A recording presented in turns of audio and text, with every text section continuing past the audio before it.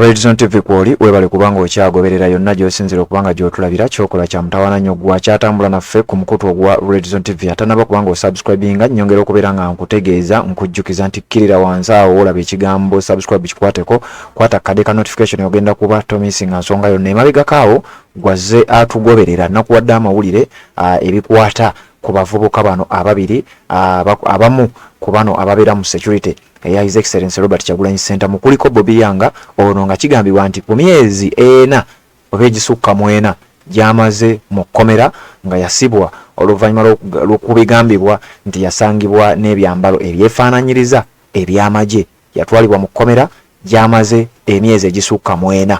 Honorable Shamim Malende ono nga ye munnamateeka avunaanyizibwa ku nsonga z'abano era aye munnamateeka w'ekibiina ekya National Unity Platform ba Foot Soldiers bonna abakwatibwa buli munnakibiina yenna oba buli munnankyukakyuka yenna akwatibwa n'atwalibwa mu kkomera ku misango egitategerekeka. Shamim Malende abeerawo era kino yeewaayo era yategeeza nti akikola ku bwereere awatali kumusasula yadde omunwe gw'ekikumi. Olunaku olwaleero alina updates zaleese zenjagala okubanga nkuwa kubikwata ku bantu bano ababiri okuli Akirewo Kivumbi bambi nga naye ali mu kkomera ali mu kkomera abasajja bali mu kubeera nga ate bamukyunyiza sayidi eyo aleetebwa mu kkooti ey'amagye wabula kigambibwa nti olunaku olwaleero bano babadde bakulabika mu kkooti eno General Court Martial Makindye wabula okusinziira ku Shamim Malende nti abasirikale babagambye batuseeyo kubonga bannamateeka baba balina okubeerawo balabe process bwetambula embeera nga bwenatambula okulaba nga ate bajjayo abantu baabwe wabula mbo batuuseeyo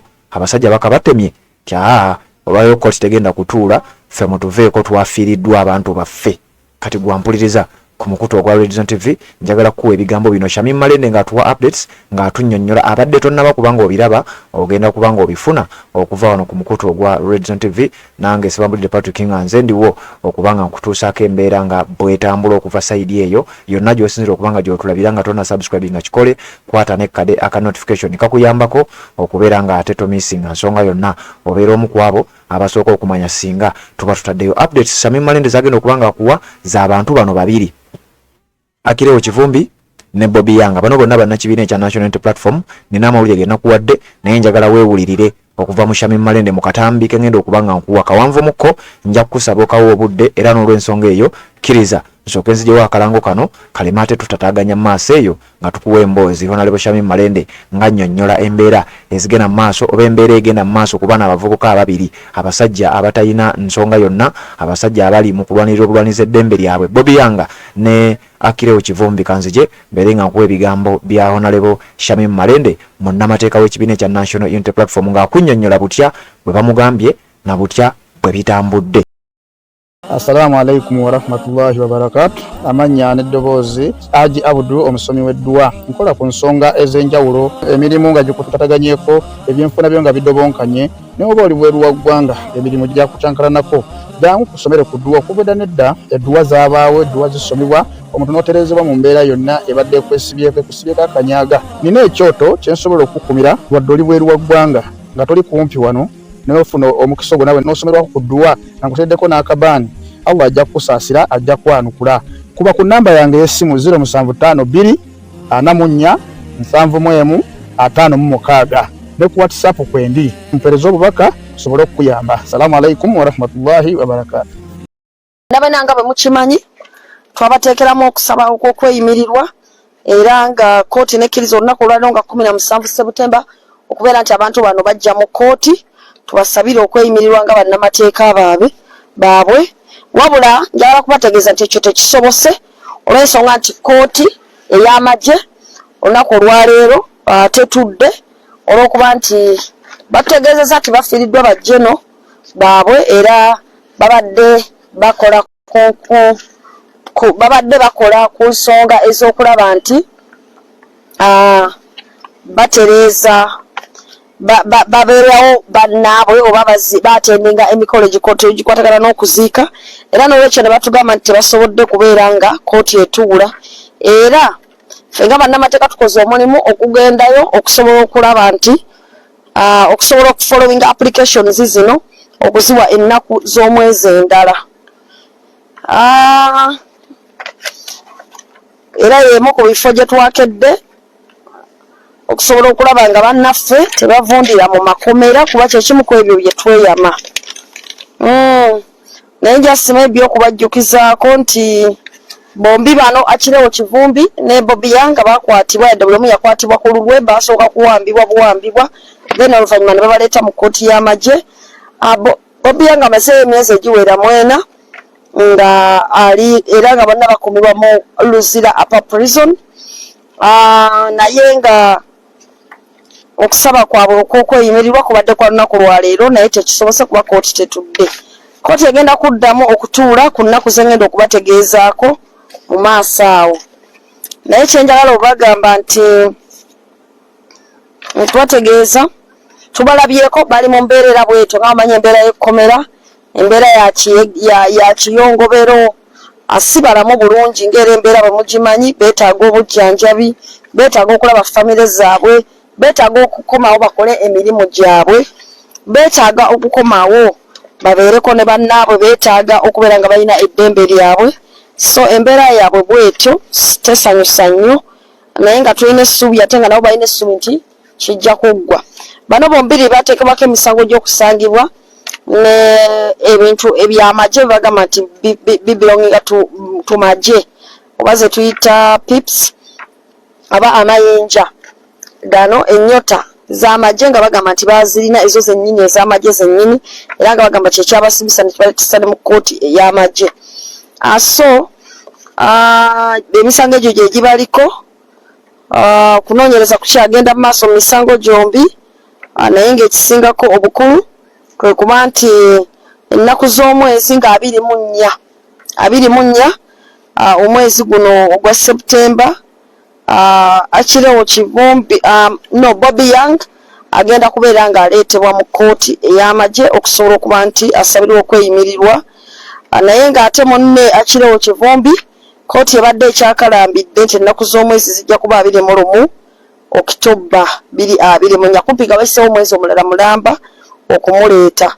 Naye nga bannamateeka tukola buweerero butaweera okulaba nga at least Akirewo Kivumbi naye aleetebwa nga 24 August 2024.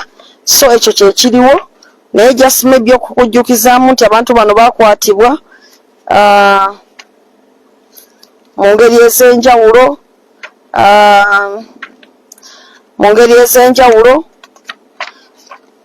Majje njala kuwa ku details zino. Akirewo yakwatibwa nga 1 August 2024 nga lumu omwezi ogw'omunana 2024 era nga yali wakuwambibwa yakwatibwa nga agenda ewuwaabwe Nansana era agamba nti yasibibwa ku Semwayi ne Ujat. Oluvannyuma yaleetebwa mu kkooti y'amagye nga 5 ogw'omunana 2024 n'abeera nga asomerwa emisango egy'okubeera ne ennyota z'amagye era n'asindikibwa mu kulizira Upper Prison eyo ewakuumirwa abantu ab'emisango egikyasinze okuba egy'amaanyi. Era olunaku nga 5 ogw'omunana 2024 yasindikibwa e Luzira kkooti n'emuwanga 2 Septemba okudda 2024 mu kkooti. Yes, namuwanga 2 Septemba okudda mu kkooti era nga olunaku olwo yes oyo tukyaliko Akirewo Kivumbi 2 Septemba olunaku lwanga 2 Septemba omusango gwakoma mu kkooti nga okunoonyereza kukyagenda ddala mu maaso nga omuwaabi wa gavumenti bwe yategeeza.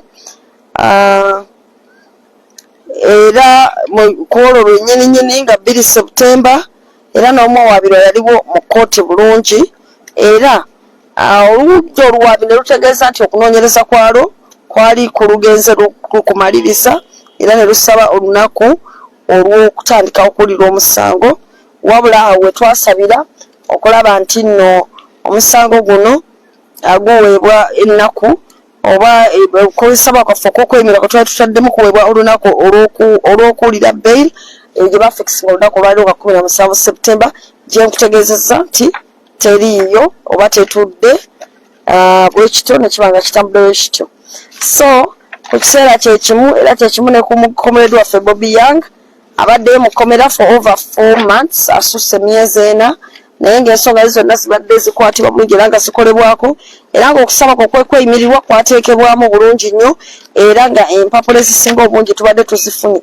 Twagala kukubiriza ab'omukwano n'ab'oluganda abaliyo naddala ab'eŋŋanda nti bw'oba oyagala okubeera nga oyimirira comrade omu ku bo oba Kirabo Kivumbi oba Bobby Yang oba omulala yenna osobola okututuukirira essaawa yonna kuba empapula ezo ez'okweyimirira tuba tuzeetaaga nga bukyali ne tuzookyamu ne tuziteeka ku court record ne tuteekako ebibakwatako byonna omwabi wa gavumenti n'abulwa kyonna kyayinza okwekwasa mu ssaawa eri esembayo. So n'olwekyo ensonga bwetyo bweyimiridde. So essaawa eno wenkugambira tuva luzira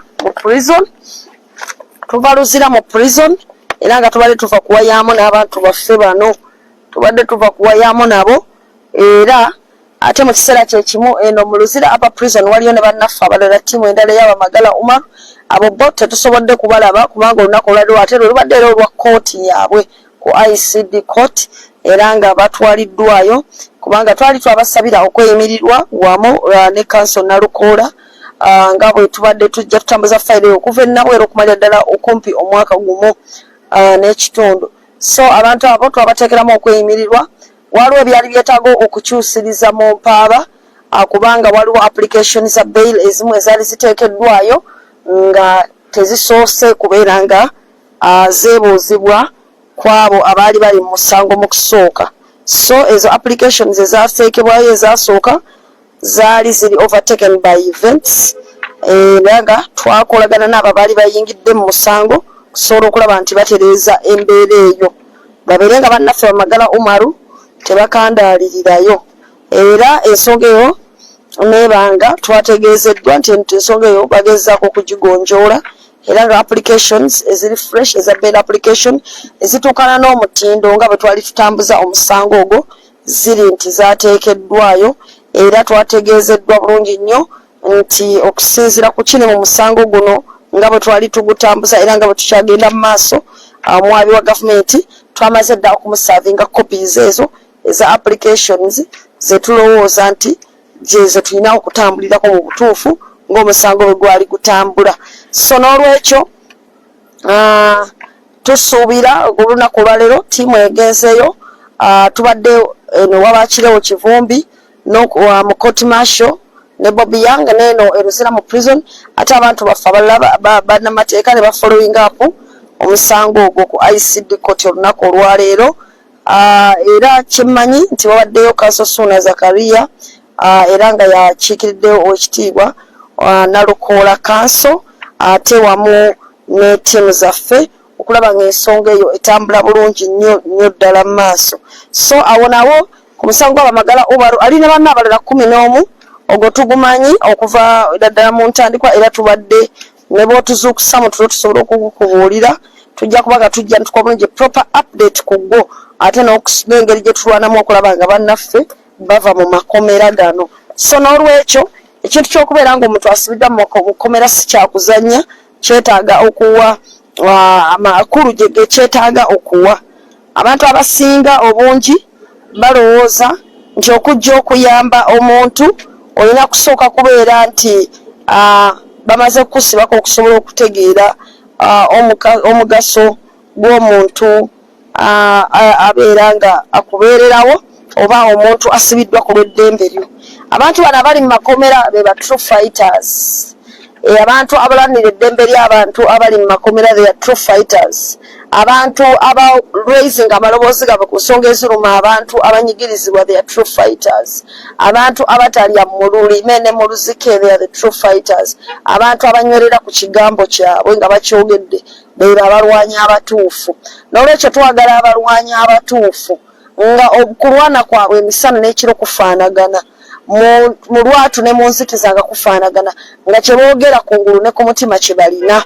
So n'olwekyo eno struggle tetugyetaagamu nnyo bannakigwanyizi era tufube nnyo okulaba nga ate tetutta bantu batuufu ate tubeere nga tusigaza abatali batuufu. Awo tujja kubanga tusigadde mabega nnyo okusobola okulaba nti tutuukiriza ebigendererwa byaffe kuba bannayuganda bo batwesiga ate bakyatwesigira ddala ate nga n'omukulembeze waffe Robert Kyagulanyi Ssentamu aze awa guidance etegerekeko obulungi era nga tumwenyumirizaamu nnyo olw'okusigala ng'ali ku mulamwa ogwo gwennyini. Twetaaga bwetaazi okubanga Katonda ateeka obukuumi bwe ku ye na ku buli muntu yenna akyasigadde ku mazima n'obwenkanya kuba Katonda yekka yasobola okumanya obulungi kubanga akebera munda n'akebera ne kungulu. Buli wabanga okola ekintu olina okulowooza nnyo ku bano abantu abali mu makomera. Olina okulowooza nnyo ku bantu abali mu makomera buli wobeera ng'okola ekintu olw'ensonga nti bano baasaddaaka obulamu bwabwe baasaddaaka gubeere bulungi. Ffe nga bannamateeka twawaayo naffe obulamu bwaffe n'emirimu gyaffe ne tusalawo tujje tukole bino eby'obwerere kubanga kyekyo kye tusobola okuwa professionally ate nga kiba kya bbeeyi nnyo weewaawo tekyandisobose singa kyali kyakusasulira kubanga omusango ogumu gwokka wano bw'obanga onoogukola kati nga gino egiri mu terrorism ne bino oyinza okwesanga ng'omuntu ajja ayinza okusaba wansi deposit nga ya bukadde 2 nga tannaba kugukwatako oba 15 oba 3 waliwo n'abagiwereza obukadde 10 nga ye gundi kubanga giri sensitive ate naddala bw'obeera ng'ekintu ky'ogenda okukola okitegeera oba ne value bw'osalawo okola ebyobwerere bw'osalawo okolera ssente osaba kubanga oba okimanyi tikyokola si kyakugwira. So emisango gino gye tuwoza gya bbeeyi giri sensitive naye twasalawo tugikolere bwereere olw'okubeerawo bannaffe mu struggle kuba nabo bazannya paati ez'enjawulo naye nga buli muntu gw'olengera mu kkomera tekitegeeza nti buli ali mu kkomera yazza omusango. Abantu bangi bali mu makomera gano nga Luzira gye mbawadde awo gye twogerako olunaku olwaleero naye nga si kuba nti bazza emisango waliwo abaliyo okuba baawaayirizibwa waliwo abaliyo olw'ensonga z'ebyebufuzi kati nga bano betuliko bakirewo Kivumbi Bamagala Bobi Yanga twalabye keesi z'aba Akirewo z'aba Machete ne Basanya zikyeyongera okwanfoldinga. It's a lot of drama. Waliyo benajjeyo mu Bombo Court Martial n'abakyaliyo tulina abantu bangi abalipotinga ku Buganda Road Court. It is a lot but at the end of the day kyonna okuggwa tulina okuba nga tukimanyi nti abalwanirizi b'eddembe ly'obuntu baba beewaddeyo era n'abo abalwanira eddembe ly'obuntu nabo babeera beewaddeyo. So bannamateeka baffe bafighters baffe ba activists abantu baffe bonna basobola okweizinga amaloboozi gaabwe nga boogerera omuntu anyigirizibwa abakulembeze baffe bali ku mulamwa tuyige okubawa ekitiibwa oba twongeremu okubawa ekitiibwa. Waliwo ebintu nga tebigula ssente naye nga bya bbeeyi ng'okubeera n'ensa n'okuyimirira ku kigambo kyo n'okutuukiriza ng'osuubizza. Tekitegeeza nti nno tubasuubiramu perfection ekyo teri muntu akisobola teri muntu asobola kutuukirira n'abeera ng'asanyusa buli omu naye omuntu asobola okugezaako okukola ekituufu ekyo ekiri mu bunafu bwe kye tusanze tusobola okukitegeera nti bunafu ne tusalawo okumusomesa n'okumuyambako okujja ng'atereza ate ne tumuwa obudde kubanga buli muntu alina wali obunafu bwe. So tuwenye ekitiibwa abantu baffe naddala ab'ensa tuwenye ekitiibwa abantu baffe abalina kye batugattako kye tuyita value addition. Tuwenye ekitiibwa abantu abayimirira ku kigambo kyabwe kubanga si bangu baakufuna. Abantu abasinga boogera ebintu naye nga tebayimirira ku kigambo kyabwe ate abantu ab'ensa mwana wattu baba babbeeyi kubanga tebaliiko muwendo tebafunika. Abantu abeekuuma tebafunika. Abantu abatatambuza bigambo tebafunika. Abantu abali focused tebafunika. Abantu abasinga balabirawo kumpi. So n'olwekyo tuyige okubeera nga twongeramu amaanyi. Bw'obeera obanja omusibe mubanje nga togamba nti njagala ndabe nti namubanjizza. Bw'obeera okola ekirungi nga kino kyenkola ekyokuwolereza abantu ku bwereere kuva dda tokikola nti kubanga oyagala bakulabe. Okikola kubanga kikuli ku mutima gwo kubanga okisuubira okukifunamu empeera ewa Katonda okusinga empeera okuva eri abantu. Kubanga nze Dr. Kalisa yali tannafa alina ekintu kye yaŋŋamba. N'aŋŋamba muwala wange Shamimu nkulaba okola emisango gino egya pro bono ku bwereere egy'amateeka ate emisango gy'okola giri risiki. Yampa edduwa n'ansabira. N'aŋŋamba ngenda kukusabira ojja kufuuka omubaka omukyalo owa Kampala olw'ebikolwa byo. Ensi ejja kukukkiriza, nsaba Allah akkirize. Naye n'aŋŋamba ekintu kimu nti ekintu kye bayita pro bono kigwa mu kategore ya charity. N'aŋŋamba nti ebintu by'okola olaba ng'oyagala, ng'obikola olw'omutima gw'omulungi, ng'obikola olw'okuyamba abalala, ng'obikola olw'okubaako ky'oyamba professional ky'oyamba mu struggle. Ate mwana wattu Katonda bibala ng'ebikolwa ebyokusaddaaka oba charitable activities era obifunamu empeera. Era nannaamira nti lwobanga okola emirimu gino girabe ng'emirimu gy'ofunamu empeera ewa Katonda. Ekyo ndowooza kye kimu ku bigambo mu bigambo ebingi omugenzi Dr. Kalisa Allahumma ghafira warhamu Allah musaasire byaleka mbuuliridde. So wabo nga nali nina passion yange nga nsigadde nkikola ekyo bwe kityo bwe kiri. So naawe njagala oweewoleko ekyo kyonna ky'oli mu kukola ng'oyamba kikole ku lwa Katonda n'okuyamba. Mukama ajja kuwa empeera ennungi. Tosuubira nnyo mpeera na bigabo bikuwaana okuva mu bantu olumu oyinza obutabifuna. Kubanga ndabyeko abayimbi abamu nga bayimba nga bagamba simanya basimba ogenze, n'empulirako abayimbi abamu nga bagamba simanya gwowonya yali kusambya, n'empulirako abayimbi abamu nga bagamba simanya gwoyambye simanya. You know, I've had songs mpulidde ennyimba. So ne mu struggle eno gye tulimu tusaba buli abeera akola ekintu kye akikole ku lwa Katonda ne ku lw'okuyamba. Katasuubira mpeera kuba ebiseera ebisinga empeera bw'ogisuubira mu bantu ebiseera ebisinga obeera disappointed. Nze neebaza Mukama nti yampa omutima omugumu, yampa omutima ogutegeera nti buli kimu nina kikola ku lulwe. Nsaba Katonda ampe empeera yange esinga obulungi nga Dr. Kalisa bwe yafaanamidde bwe yaŋŋamba nga tannafa. Nsaba Allah ampeemu empeera esinga obulungi mu fayiro zino empitirivu ezisukka ne mu 5 kati ze nnaakakola.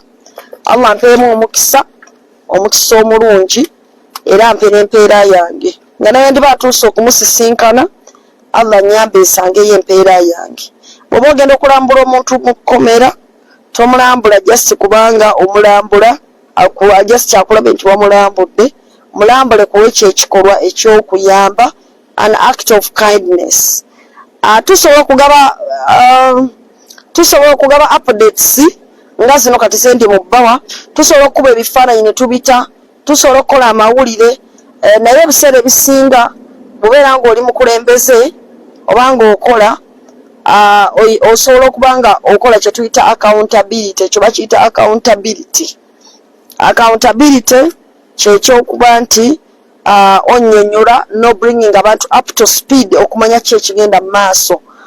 Nze nfunye okurequests nnyingi okuva mu bantu nga ngamba Shamimu ebintu ebisinga olumu bw'obanga tokiriimu obanga tokyongeddeemu maanyi obanga tokituwadde updates tetumanya ki kigenda mu maaso. So ebiseera ebisinga ne updates zino ze tukola tuba tuzikola kubanga tuba tukimanyi bulungi nti waliyo abo bezigasa. Assalamu alaikum wa rahmatullahi wa barakatuh. Amanya n'eddoboozi Haji Abdul omusomi w'edduwa. Nkola ku nsonga ez'enjawulo, emirimu nga gikutataganyeko, ebyenfuna byo nga bidobonkanye, ne oba oli bweru wa ggwanga emirimu gya kucankalanako. Jangu kusomere ku dduwa okuvudda nedda edduwa zaabaawo, edduwa zisomebwa omuntu n'otereezebwa mu mbeera yonna ebadde ekusibyeko akanyaaga. Nina ekyoto kye nsobola okukumira wadde oli bweru wa ggwanga nga toli kumpi wano n'ofuna omukisa ogwo nawe n'osomerwako ku dduwa nga nkuteddeko n'akabaani. Allah ajja kukusaasira, ajja kwanukula. Kuba ku namba yange y'essimu 0752 44 71 56 ne ku WhatsApp kwendi mpereza obubaka sobole okuyamba. Assalamu alaikum wa rahmatullahi wa barakatuh.